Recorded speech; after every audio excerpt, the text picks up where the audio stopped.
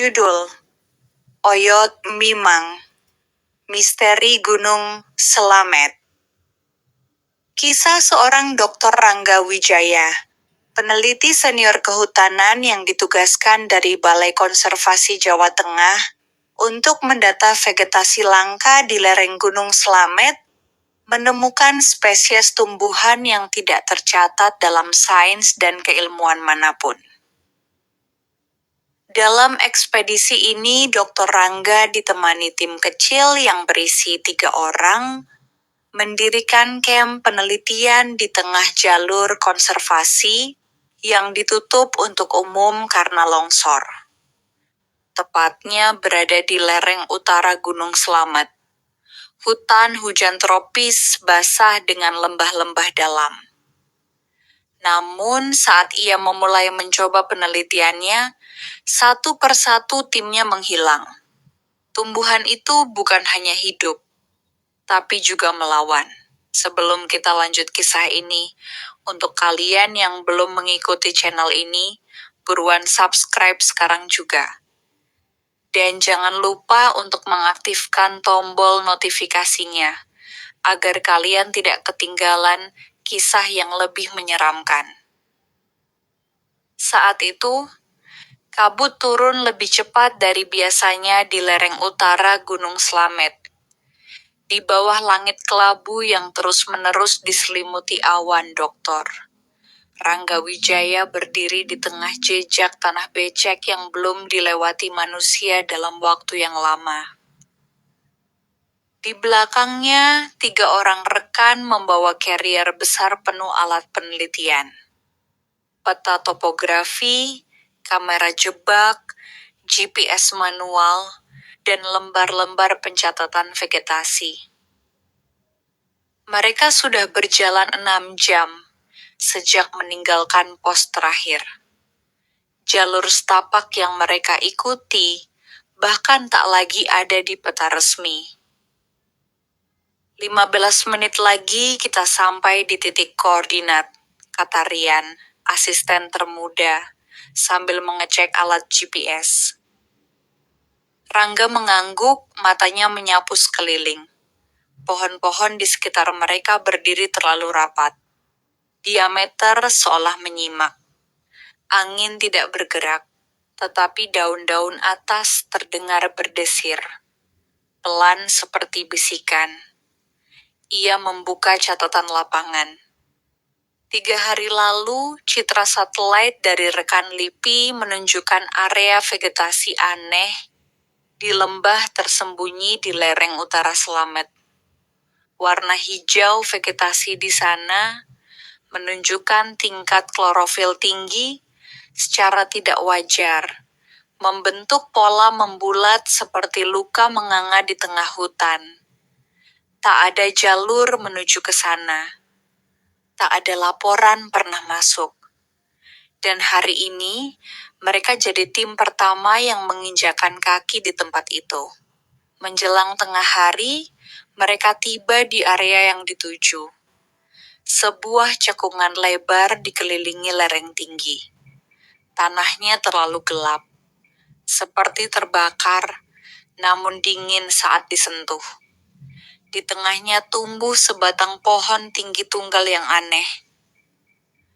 Kulitnya berwarna pucat, bukan coklat atau hijau, tapi seperti campuran daging dan lilin. Tidak ada suara burung, tidak ada serangga. Hening seperti ruang hampa. Rangga berjongkok dan menyentuh tanah, lembab tetapi berdenyut.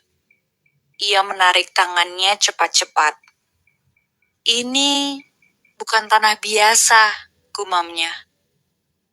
Rian tertawa gugup. Jangan lebay, Dok. Mungkin cuma daerah vulkanik. Tanahnya banyak mineral. Rangga tidak menjawab. Ia hanya mencatat. Saat malam tiba dan mereka mendirikan tenda, udara semakin turun drastis. Langit pekat. Tidak ada sinyal. Dan di luar tenda, sesuatu terdengar merayap pelan. Bukan binatang, bukan angin. Dengar itu? Bisik Wulan, satu-satunya anggota perempuan tim. Suaranya gemetar. Kayak daun kering diseret ya? Tanya Fikri sambil menajamkan pendengarannya. Tapi tak ada satupun dari mereka yang bergerak keluar, karena tak ada daun kering di tanah itu. Keesokan paginya, Rian menghilang. Tenda kosong, sepatunya masih ada, tapi GPS dan kamera hilang. Rangga mengikuti jejak kaki yang samar di tanah. Aneh, jejak itu hanya menuju satu arah, ke pohon aneh yang mereka temukan kemarin. Dan di bawah akar pohon itu, tergantung sehelai kaus Rian yang tersangkut seperti ditanam. Kabut pagi belum juga beranjak ketika Rangga berdiri terpaku di depan pohon itu. Akarnya menjalar seperti jari jemari raksasa, mencengkeram tanah hitam yang berdenyut pelan seperti daging hidup. Di antara akar, sehelai kaus berwarna biru muda, milik Rian, terjepit, basah, dan hangat, seolah baru saja digunakan. Ini nggak mungkin, gumam Rangga sambil menunduk. Tak ada darah, tak ada tanda perlawanan, hanya jejak kaki tunggal yang mengarah ke sini dan berhenti di titik itu. Wulan dan Fikri berdiri beberapa langkah di belakang, wajah mereka pucat. Tak satu pun dari mereka berani mendekat. Kita harus lapor, kita harus keluar, ucap Wulan cepat. Kita cari sinyal, nyalakan radio darurat, apapun. Kita nggak bisa sendirian di sini. Rangga mengangguk meski pikirannya berkecamuk. Ia merasa diperhatikan. Saat kembali ke camp, sesuatu membuatnya berhenti. Kamera jebak yang mereka pasang malam sebelumnya terjatuh. Saat diperiksa, rekaman terakhirnya hanya berdurasi 2 menit. Namun detik-detik terakhir video memperlihatkan sosok seseorang berdiri di belakang tenda mereka pukul 02.37 dini hari. Seseorang yang tidak punya wajah, hanya kulit datar pucat sewarna batang pohon aneh itu. Siangnya, Rangga memeriksa kembali lokasi mereka dengan alat pengukur keasaman tanah. Skala menunjukkan angka tak masuk akal, pH 3,0. Terlalu asam bahkan untuk kehidupan jamur. Namun justru disitulah vegetasi tumbuh paling subur. Daun-daunnya lebar, mengilap, dengan urat yang tampak berdenyut saat disentuh. Ketika Fikri mencoba memotong salah satu daun dengan pisau, cairan bening memancar dan berbau darah. Ini bukan tumbuhan biasa, kata Rangga pelan. Strukturnya mirip jaringan hewan, bukan tumbuhan autotrof. Dan saat malam turun kembali, Wulan menemukan sebuah lubang kecil di bawah akarnya, seperti mulut. Di dalamnya ada sesuatu terbungkus kain rapuh, lembaran tua dari kulit binatang, berisi tulisan tangan dalam bahasa Belanda. Isi catatan itu, kami menanam mereka hidup-hidup, karena hanya manusia yang bisa membuat pohon bicara. Darah mereka menjalar ke akar. Suara mereka tersimpan di daun. Maka hutan ini akan tetap mengingat. Rangga membaca tulisan itu berkali-kali. Perutnya terasa berputar. Ini eksperimen. Ini bukan sekadar vegetasi liar. Mereka pernah mencoba menyatu dengan hutan. Siapa mereka? Tanya Fikri pelan. Tepat saat itu, suara samar terdengar dari arah lembah. Suara laki-laki, suara yang sangat mereka kenal. Rian memanggil mereka dari balik kabut. Fik, Wool, aku kedinginanku. Sini, Tum. Cepat. Tapi suara itu datar, tanpa intonasi. Seperti direkam dan diputar ulang dari mulut sesuatu yang tidak tahu tuh cara berbicara seperti manusia. Suara itu terus memanggil, Fik, Wool, tolong, dingin sekali. Samar, menggema di antara kabut lembah seperti dipantulkan dari daun ke daun. Fikri melangkah maju, tapi Rangga menahan lengannya. Itu bukan dia, desis Rangga. Itu bukan suara manusia. Wulan menunduk, kedua tangannya gemetar. Matanya berkaca-kaca, ketakutan bercampur harapan. Rian bukan hanya rekan mereka, dia juga sahabat kecil Wulan. Tapi bahkan ia tahu, suara itu tidak salah ucap, hanya salah rasa, tidak ada emosi, tidak ada getaran panik, hanya nada datar dan dingin. Malam itu, mereka memutuskan menutup tenda rapat-rapat. Fikri memasang semua perangkap sinyal gerak yang tersisa. Tapi jam 1:12 dini hari, alat berbunyi. Dan bukan 1, tapi 6 sensor sekaligus aktif, dari arah berbeda. Rangga, dengan senter di tangan dan jantung berdegup tak karuan, melangkah keluar bersama Fikri. Angin mati, kabut diam, hutan hening, sampai kelak. Suara ranting patah diikuti hembusan napas berat. Rangga menyorotkan senter, dan untuk sepersekian detik, terlihat siluet tubuh tanpa kepala, menggantung di atas dahan seperti digantung paksa. Tapi saat disorot penuh, hilang. Keesokan harinya, Wulan mengaku bermimpi aneh. Ia berjalan di hutan sendirian, tapi semua daun di pepohonan berubah menjadi wajah manusia. Ada wajah Rangga, Fikri, Rian, bahkan wajah ayah Rangga. Wulan menggambarnya di buku catatan. Rangga membeku saat melihat salah satu wajah itu. Bukan wajah Rian, bukan wajah siapapun dari tim mereka. Itu wajah ayahnya, yang hilang 25 tahun lalu saat mendaki Gunung Slamet. Ia masih berusia 9 tahun saat itu. Hanya satu barang yang pernah ditemukan. Sepatu bot kanan dengan bercak getah hitam di bagian tumit. Wulan, kamu mimpi ini tanpa tahu siapa dia, kan? Wulan mengangguk pelan. Petang itu, mereka mengikuti kembali jejak Rian. Tidak untuk menyelamatkannya, tapi untuk mengungkap apa yang benar-benar terjadi. Mereka turun ke lembah dan menemukan struktur tanah yang tidak wajar. Pola spiral dari akar dan tumbuhan, membentuk semacam amfiteater alami. Di tengahnya, ada tunggul besar seperti meja altar, dikelilingi 4 batang pohon besar.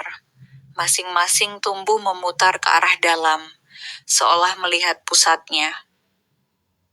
Dan di tunggul itu ada sesuatu tertanam sebagian, sesuatu yang dibungkus kain berlapis tanah dan akar halus.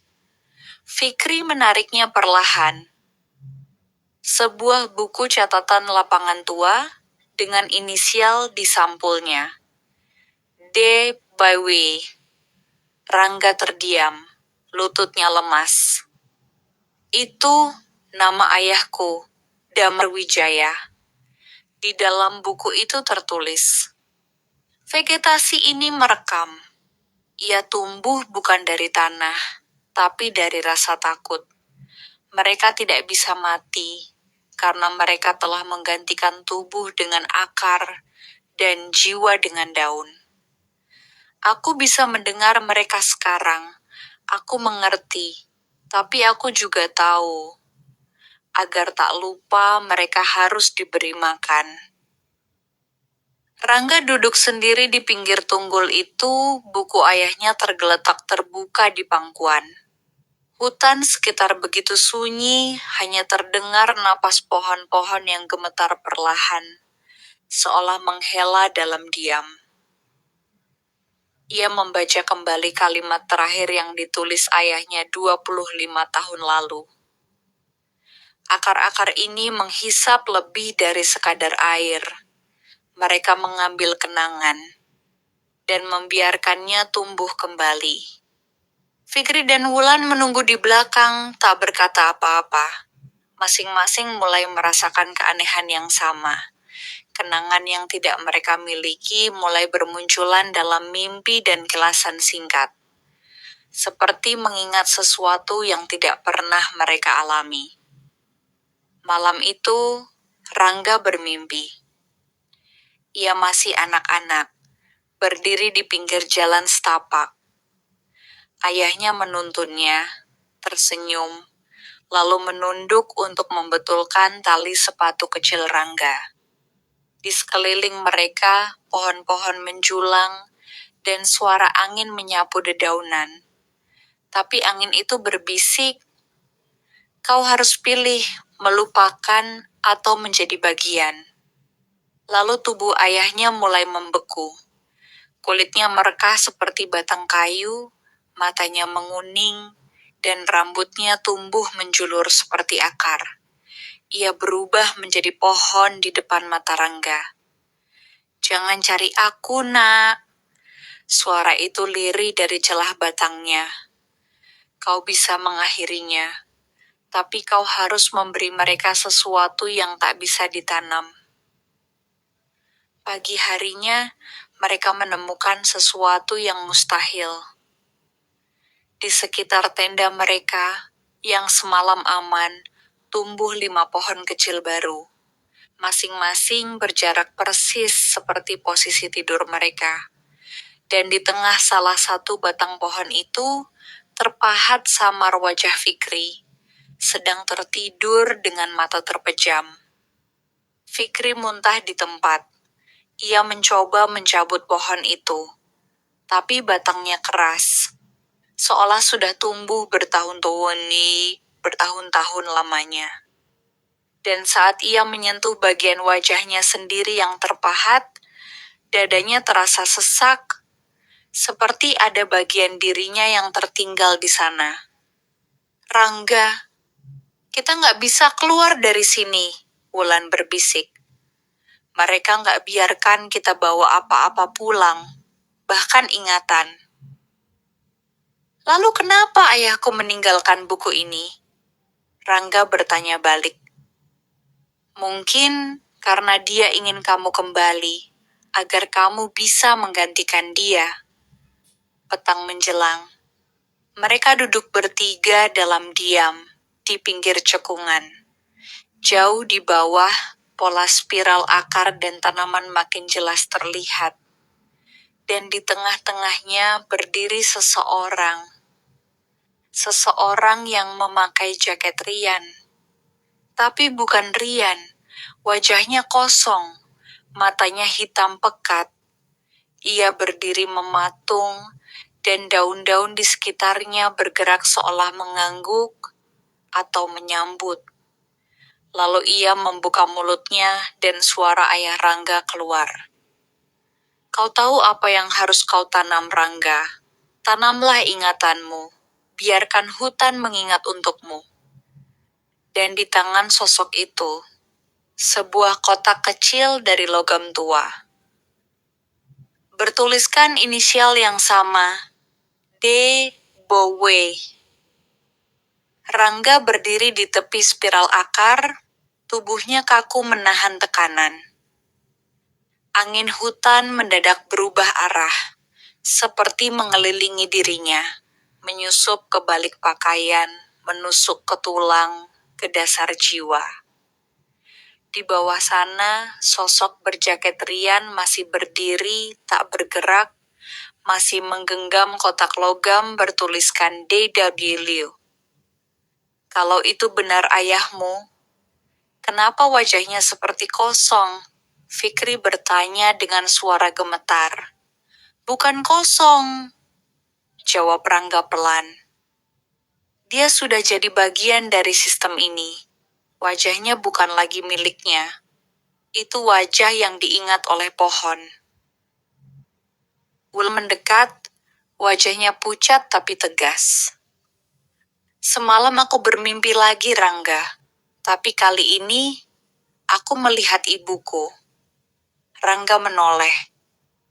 Apa maksudmu? Ibuku pernah hilang 2 minggu di Gunung Slamet waktu aku kecil. Orang-orang bilang dia hilang akal saat ditemukan. Dia cuma bilang, aku mendengar hutan berbicara. Mereka bilang aku harus kembali nanti. Wulan menahan napas lalu mengeluarkan secarik kain usang dari sakunya.